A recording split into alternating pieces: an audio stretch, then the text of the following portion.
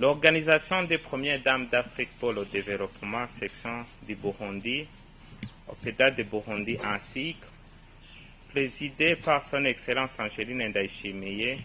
en collaboration avec les ministères en charge de la santé publique,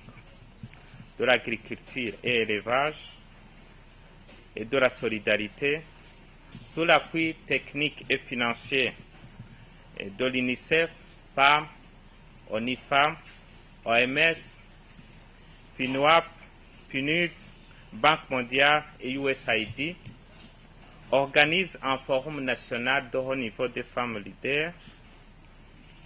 sur la sensibilisation et la mobilisation, ciblant les femmes leaders afin qu'elles s'engagent davantage dans les activités contribuant à la réduction de la malnutrition au Burundi,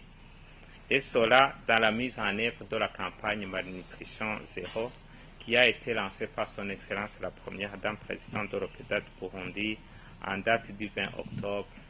2020. Ce forum se tiendra à Bujumbura en date du 19 au 20 octobre 2021 sous le thème « Femmes leaders, mobilisons-nous contre la malnutrition » et connaîtra la participation de leurs excellences, les premières dames de certains pays africains, les représentants régionaux et nationaux des organisations du système des Nations Unies et autres institutions régionales, les représentants des organisations internationales et corps diplomatiques accrédités au Burundi, les honorables parlementaires, les ministres,